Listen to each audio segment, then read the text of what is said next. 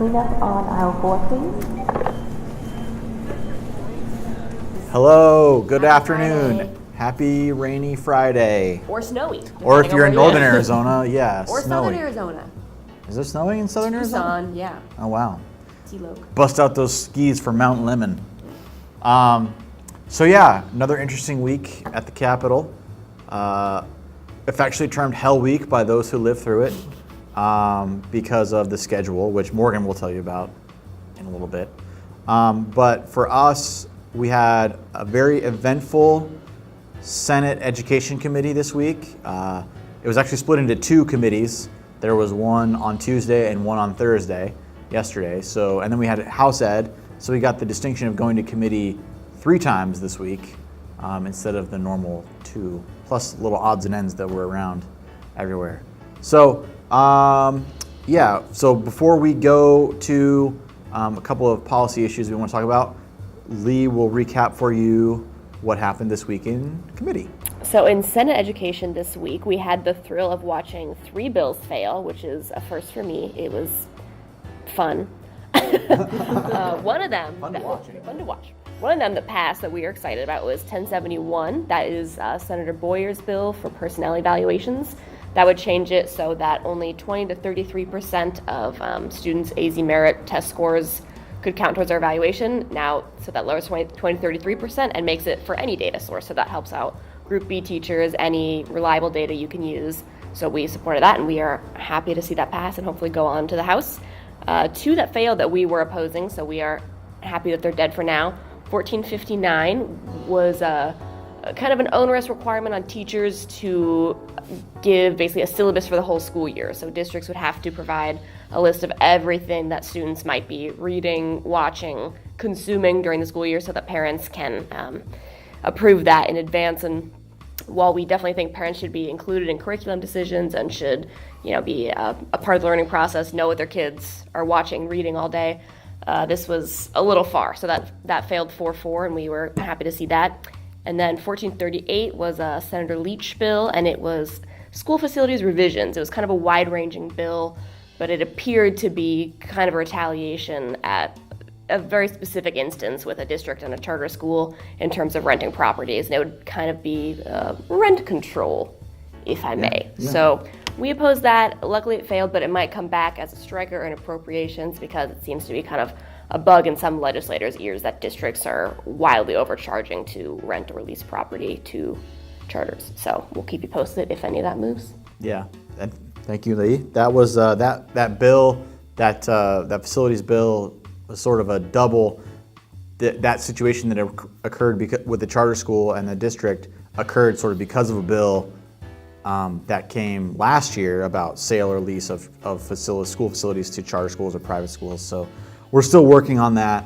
That issue continues to come up. So we are hopeful that we'll be able to get some resolution on that in the next few weeks. So as far as ongoing things that we're looking at, obviously we have a number of different concerns with unfunded mandates. We always do. So we had, aside from reaching sort of an agreement on the status of the mandate for the suicide prevention training bill that we mentioned earlier, we're also concerned about vision screening bill and dyslexia. So no, I didn't write them down, did I? 1457. 1457 is the, I think that's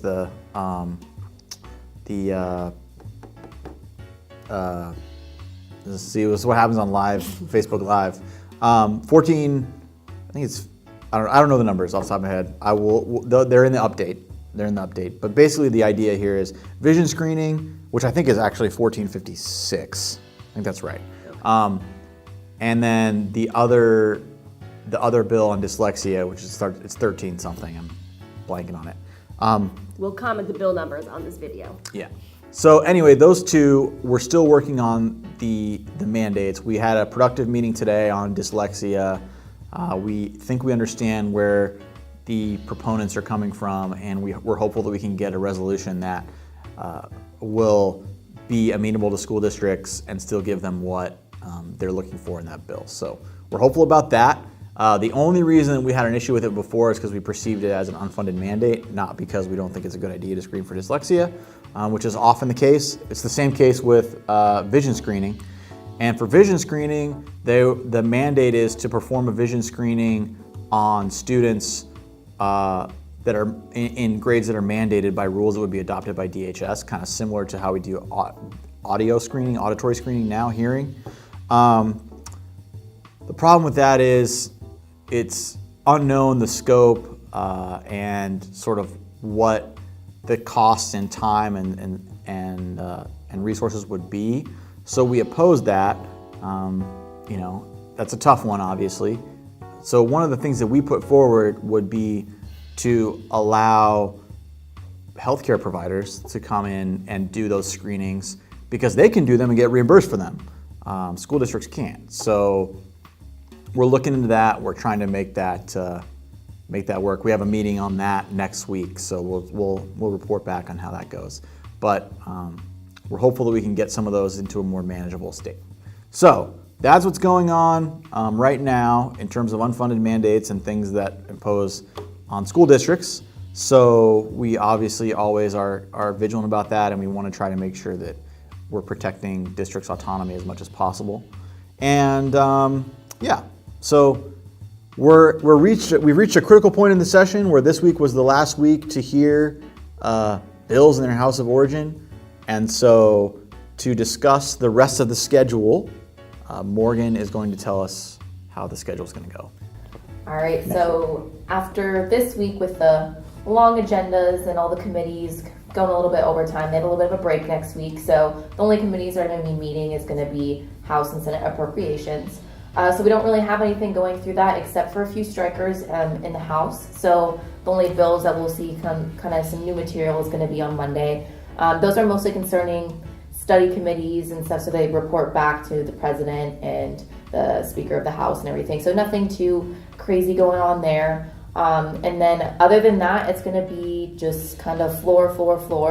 They're going to mostly Wednesday and Thursday probably be pushing through a lot of, second read, third read, changing the chambers and everything. So we'll kind of see what bills still have legs, what's still going to be heard, what's going to be pushed through or not. So we'll probably have more of an updated on what has a better chance of going through and switching chambers and whatnot. So that's going to be next week.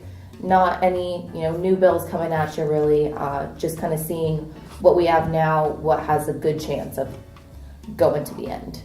Also, next week on Monday, I know we've talked about it many times, but we have our lobby day. It's too late to sign up unless you want to bring your own sandwich, because I had to place the lunch order this morning. If you want to come, bring your own lunch, come on down. We hope to see a lot of you there. It should be a good time. All right. And so the next big deadline, I think, is the March 29th. So after this week, they have until the 29th to get their bills heard, the legislatures, to get their bills heard in the other house. If they're not through their committees by the 29th, then they will be dead.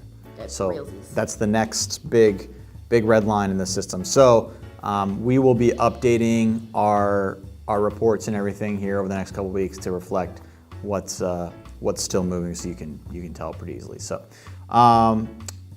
that is about it for us. We are going to finish the day here at ASBA. We'll be working till 5. Don't worry about it. You get your money's worth. And then we'll be off for 2 days because it's the weekend. So it's a little bit cold here, but if you're up north or down south, stay warm, Stay cozy. stay dry, hit the mountains if you want to, if you're a skier or snowboarder. I heard it's a good time. And have a good weekend. Bye. Ugh. It sucks out here. I don't really feel like being funny. You guys feel like being funny? We're pretty tired. All right, let's get out of here. Why am I wearing this microphone still? Oh, whatever, I'll give it back later. All the way down.